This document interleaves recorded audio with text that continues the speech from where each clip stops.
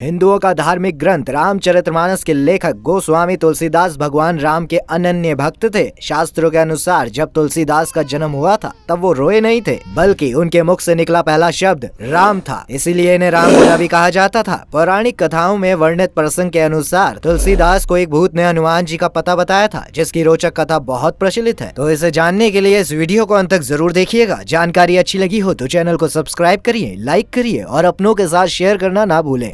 नमस्कार मित्रों, हमारे चैनल पर आपका स्वागत है। अगर आप धर्म ग्रंथ, ज्योतिष शास्त्र, वास्तु शास्त्र और ऋषि महर्षियों से जुड़ी महत्वपूर्ण बातें जानना चाहते हैं, इससे जुड़ी नई बातें सीखना चाहते हैं, तो हमारे चैनल को सब्सक्राइब करें ताकि आने वाली नई वीडियो का नोटिफिकेशन आपको मिल सके। एक पौराणिक कथा के अनुसार तुलसीदास को इस संसार में आने में 12 महीने लगे थे। तब तक वो अपनी माता के गर्भ में रहे। कहा जाता है कि तुलसीदास जी का जन्म अनुभुक्त मूल नक्षत्र में हुआ था। जन्म से ही उनके 32 दांत थे और वो 5 साल के लड़के जैसे ही दिखते थे। तुलसी की पूजा से उत्पन्न पुत्र का नाम तुलसीदास रखा गया। उन्हें रामायण के रचयिता महर्षि वाल्मीकि का अवतार माना जाता है। जन्म के बाद वो रोने के बजाय राम का नाम जपने लगे। इसी कारण उनका नाम राम बोला पड़ा। तुलसीदास जी के भक्त हनुमान से गहरा नाता था। कलयुग में स्वयं हनुमान जी ने न केवल तुलसीदास की अप्रत्यक्ष रूप से सहायता की, बल्कि उन्हें दर्शन भी दिए। श्री राम की भक्ति के कारण भक्त हनुमान जी को माता सीता ने कलयुग के अंत तक जीवित रहने का वरदान दिया था। तुलसीदास जी ने अपने जीवन काल में रामायण के विस्तृत रूप रामचरितमानस की रचना ही नहीं की, बल्कि हनुमान चालीसा की रचना भी उन्होंने ही की थी। तुलसीदास जी ने बाल्यकाल से ही अनेक दुख सहे। युवा होने पर उनका विवाह रत्नवली नाम की कन्या से हुआ। वो अपनी पत्नी रत्नवली से बहुत प्रेम करते थे, लेकिन इसी प्रेम के कारण उन्हें एक बार अपनी पत्नी रत्नवली की फटकार भी सुननी पड़ी। रत्नवली ने उन्हें फटकारते हुए कहा कि मेरी हाड़ मांस के शरीर से प्रेम करने के स्थान पर अगर आप राम नाम से इतना ही प्रेम करते तो जीवन संवर जाता। पत्नी के कहने से राम बोला का अंतर्मन जागृत हो गया और वो तुरंत पत्नी के कमरे से निकलकर राम नाम की खोज में निकल पड़े और 14 वर्षों के लिए तीर्थ यात्रा पर चले गए। इसके बाद राम जी की भक्ति में ऐसे लीन हो गए कि वो उनके अनन्य भक्त हो गए। अनेक स्थानों पर भ्रमण करते रहे और उन्होंने अनेक कृतियों की रचना की। तुलसीदास जी का अधिकांश जीवन चित्रकूट, काशी और अयोध्या में बीता, लेकिन तब भी उनको सत्य का ज्ञान नहीं हुआ। इसके बाद ये काशी में निवास करने लगे। धर्म, ज्ञान और मोक्ष की नगरी काशी में कई ऐसे धर्म स्थल हैं जो सिद्ध हैं,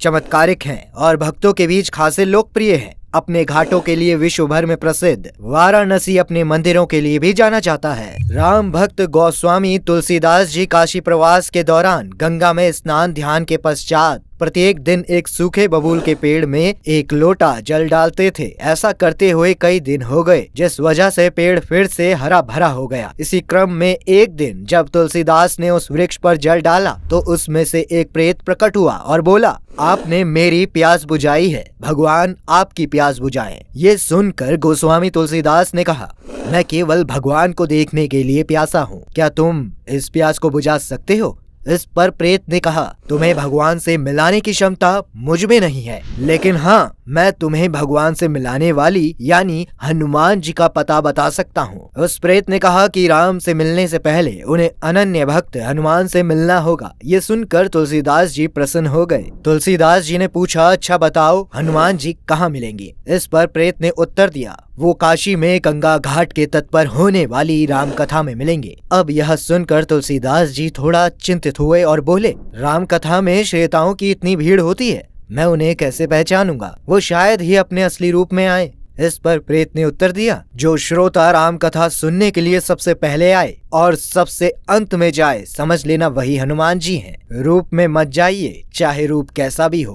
तुलसीदास जी उस प्रेत की सलाह मानकर हनुमान मंदिर पहुँचे और रामायण का पाठ सुनने लगे। उन्होंने एक कुष्ठ रोगी वृद्ध को रामायण की कथा सुनने में लीन देखा। वह कथा में पहले आया और कथा खत्म होने के बाद सबके जाने के बाद भी नहीं गया। वह सारा समय मुंह झुकाए हाथ जोड़े रखा और भाव विभोर होकर उसकी आंखों से अश्रुधारा बहता रहा। तुलसीदास जी समझ गए कि यही हनुमान जी हैं। वो उनके पास गए और उनके चरण पकड़ लिए। इस पर उस व्यक्ति ने कहा कि मैं कोढ़ व्यक्ति हूँ, ना कोई मुझे प्रणाम करता है और ना कोई मुझे छूता है। इस पर तुलसीदास जी ने कहा कि महाराज, आप सबसे छुप सकते हैं, लेकिन मुझसे नहीं छुप सकते। अब जब तक आप मुझे प्रभु श्री राम से नहीं मिलवाएंगे, तब तक मैं आपके चरण नहीं छोड़ूंगा। अब हनुमान जी ने उन्हें अपने वास्तविक रूप में दर्शन दिए। हनुमान जी से मिलकर तुलसीदास ने उनसे श्री रघुनाथ जी का दर्शन कराने की प्रार्थना की। तुलसीदास जी ने कहा, अगर आप नहीं मिलवाओगे तो कौन मिलवाएगा?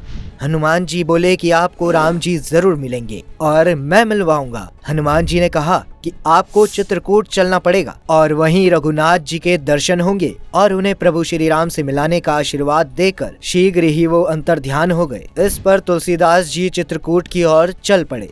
चित्रकूट पहुंचकर उन्होंने राम घाट पर अपना आसन स्थापित किया। एक दिन वे परिक्रमा के लिए निकले तो रास्ते में अचानक उन्हें श्री राम दिखाई दिए। उन्होंने देखा कि दो अति सुंदर राजकुमार घोड़ों पर धनुष बाण लिए हुए हैं। तुलसीदास जी उन्हें देखकर आकर्षित हुए पर उन्हें पहचान न सके। तभी पीछे से हनुमान जी ने आकर उन्हें सारा रहस्य बताया तो वे पश्चाताप करने लगे। इस पर हनुमान जी ने उन्हें सांत्वना दी और कहा कि वो सुबह फिर दर्शन देंगे। संवत 1607 की मौनी अमावस्या बुधवार के दिन तुलसीदास जी चित्रकूट के घाट पर भगवान श्री राम की मूर्ति के तिलक के लिए चंदन कूट रहे थे। प्रभु श्री राम पुनः उनके सामने प्रकट हुए।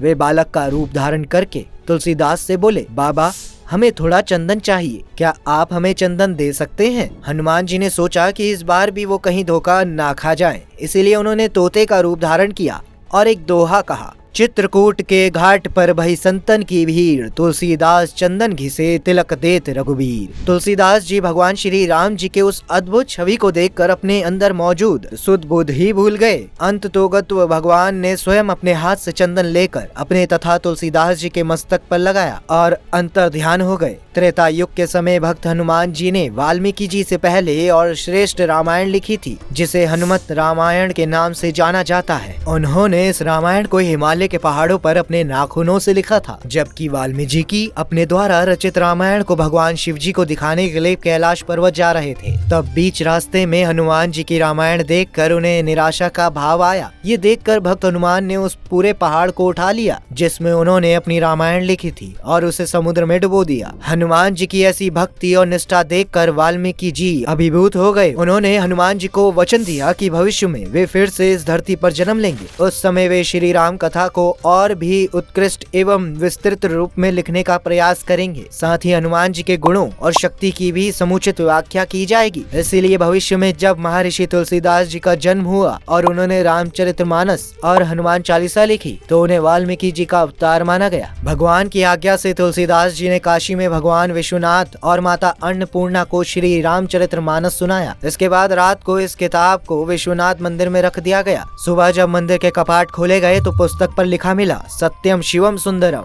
तुलसी जी ने अपना अंतिम समय काशी में व्यतीत किया और संवत 1680 में श्रावण कृष्ण तृतीया के दिन अपने प्रभु श्री राम जी के नाम का स्मरण करते हुए प्रसिद्ध घाट 80 घाट में अपना शरीर त्याग दिया। वे प्रभु श्री राम जी को मानवीय मर्यादा और आदर्शों के प्रतीक मानते थे। ऐसा माना जाता है कि तुलसीदास जी को हनुमान, भगवान राम, लक्ष्मण और शिव पार्वती के दर्शन हुए थे। गोस्वामी तुलसीदास ने सगुण भक्ति की राम भक्ति धारा को ऐसा प्रवाहित किया कि वह धारा आज भी प्रवाहित है। गोस्वामी तुलसीदास ने राम की भक्ति से न केवल अपने जीवन को सफल बनाया बल्कि श्री राम के आदर्शों से सभी को जोड़ने का प्रयास भी किया। रामचरितमानस के रचयिता गोस्वामी तुलसीदास ने काशी प्रवास के दौरान अपने आराध्य हनुमान जी के अनेक मंदिरों की स्थापना की। संकट मोचन मंदिर उनके द्वारा स्थापित हनुमान मंदिरों में से एक है जो भक्ति की शक्ति का अद्भुत प्रमाण देता है। माना जाता है कि जब वो काशी में रहकर रामचरितमानस लिख रहे थे तब उनके प्रेरणा स्रोत संकट मोचन हनुमान थे।